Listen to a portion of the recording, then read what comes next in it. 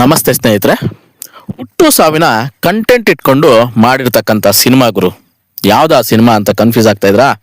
45 cinema ಗುರು. ಯಾವಾಗ್ಲೂ reality ಶೋಗಳಲ್ಲಿ Arjun Janya comedy ಮಾಡ್ಕೊಂಡು ನಗಾಡ್ಕೊಂಡು ಇರ್ತಕ್ಕಂಥ ಅರ್ಜುನ್ ಜನ್ಯ ಅವರು ಇಂಥ ಒಂದು ದೊಡ್ಡ ದೊಡ್ಡ ಸ್ಟಾರ್ಗಳನ್ನ ಹಾಕೊಂಡು ಇಂಥ ಒಂದು ಅದ್ಭುತ ಕಂಟೆಂಟ್ ಇರ್ತಕ್ಕಂಥ ಸಿನಿಮಾ ಮಾಡ್ತಾರೆ ಅಂತ ಯಾರು ಊಹಿಸೇ ಇರ್ಲಿಲ್ಲ ಅಂತ ಹೇಳ್ಬೋದು.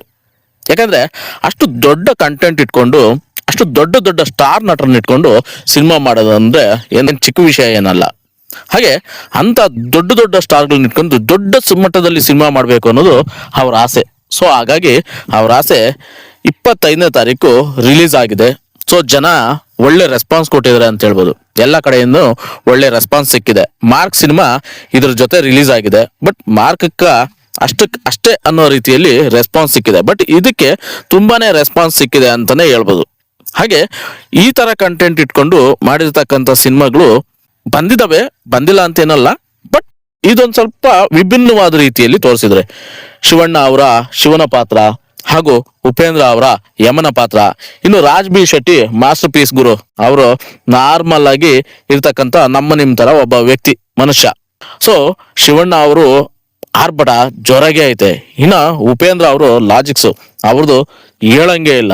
ಒಬ್ರನ್ನೊಬ್ರು ಮೀರ್ಸೋ ರೀತಿ ಆಕ್ಟಿಂಗ್ ಅನ್ನ ಮಾಡಿದ್ದಾರೆ. ಹಾಗೆ ರಾಜ್ ಬಿ ಶೆಟ್ಟಿ ಅವರು ನಾರ್ಮಲ್ ಮನುಷ್ಯನಾಗಿ ಮಾಡಿರ್ತಕ್ಕಂಥ ಪಾತ್ರ ಮಾಸ್ಟರ್ ಪೀಸ್ ಅಂತಾನೆ ಹೇಳ್ಬೋದು. ಯಾಕಂದ್ರೆ ಅವರ ಆಕ್ಟಿಂಗ್ ಸಿಂಪಲ್ ಆಗಿರುತ್ತೆ, ನ್ಯಾಚುರಲ್ ಆಗಿರುತ್ತೆ. ಬಟ್ ಸಿನಿಮಾ ದೊಡ್ಡ ಮಟ್ಟಕ್ಕೆ ಸದ್ದು ಮಾಡುತ್ತೆ ಅನ್ನೋದು ನಿಮ್ಗೆಲ್ಲ ಗೊತ್ತೇ ಇರೋ ವಿಷಯ. ಹಾಗೆ ರಾಜ್ ಬಿ ಶೆಟ್ಟಿ ಈ ಸಿನಿಮಾದಲ್ಲೂ ಅವರ ಆಕ್ಟಿಂಗ್ ನ ತೋರಿಸ್ಕೊಟ್ಟಿದ್ದಾರೆ ಅಂತ ಹೇಳ್ಬೋದು. ಹಾಗೆ ಇನ್ನೊಂದು ಹೇಳ್ಬೇಕಂದ್ರೆ ಅರ್ಜುನ್ ಜನ್ಯ ಅವರ ಪ್ರಥಮ ಡೈರೆಕ್ಷನ್ ಸಿನಿಮಾ ಇದು. ಹಾಗೆ ಮ್ಯೂಸಿಕ್ ಕೂಡ ಅವರೇ ಮಾಡಿದ್ದಾರೆ. ಒಂದ್ ಸ್ವಲ್ಪ ನೀವು ನೋಡ್ತಾ ಇದ್ರೆ ಎಲ್ಲೋ ಒಂದ್ ಕಡೆ ಗ್ರಾಫಿಕ್ಸ್ ಜಾಸ್ತಿ ಆಯ್ತು ಅಂತ ಅನ್ಸ್ಬೋದು. ಬಟ್ ಕಂಟೆಂಟು ಇಲ್ಲಿ ಒಂದೇ ಲೈನ್ ಕಂಟೆಂಟ್, ಹುಟ್ಟು ಸಾವು ಇದನ್ನ ಇಟ್ಕೊಂಡು ಕಂಟೆಂಟ್ ಮಾಡಿದ್ದು ಸಿನಿಮಾ. ಬಟ್ ಈ ಸಿನಿಮಾದಲ್ಲಿ ನೀವು ಲವ್ ಅದು ಇದು ಇದನ್ನೆಲ್ಲ ಪ್ರೀತಿ ಪ್ರೇಮ ಇದನ್ನೆಲ್ಲ ಬದಿಗಿಟ್ಟು ಸಿನಿಮಾ ತರ ನೋಡಿದ್ರೆ ನಿಜಕ್ಕೂ ಹೃದಯ ಮುಟ್ಟುತ್ತೆ ಸಿನಿಮಾ ಅಂತ ನಾನ್ ಹೇಳ್ಬೋದು ಗುರು. ನಾನು ಹೇಳೋದೊಂದೇ ಅಲ್ಲ, ಪ್ರೇಕ್ಷಕರು ನೋಡಿದಂತ ಸುಮಾರು ಜನ ಹೇಳ್ತಕ್ಕಂಥ ಮಾತು. ಕೆಲವೊಂದನ್ನೆಲ್ಲ ಪಕ್ಕಕ್ಕೆ ಇಟ್ಬಿಟ್ಟು ಸಿನಿಮಾ ತರ ನೀವು ನೋಡಿದ್ರೆ ತೆರೆ ಮೇಲೆ ಅದರ ಆರ್ಭಟ ನಿಜಕ್ಕೂ ಸಖತ್ತಾಗೈತೆ.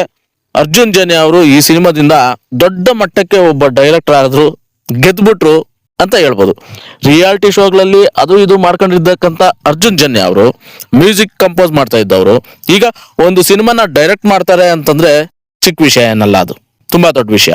ಹಾಗಾಗಿ ಅವ್ರು ಮಾಡಿರ್ತಕ್ಕಂಥ 45 ಸಿನಿಮಾ ನಿಜಕ್ಕೂ ತುಂಬಾ ಅದ್ಭುತವಾಗಿದೆ, ಗೆದ್ದಿದೆ ಅಂತ ಹೇಳ್ಬೋದು. ಗೆದ್ಬಿಟ್ಟಿದೆ ಆಲ್ರೆಡಿ ಸಿನಿಮಾ.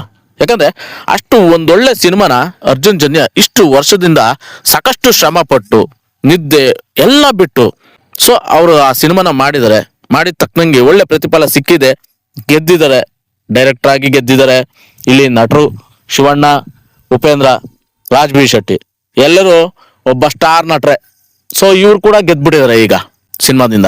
ಸೊ ಸಿನಿಮಾ ಚೆನ್ನಾಗಿದೆ ನಂಗೆ ತಿಳಿಮಟ್ಟಿಗೆ.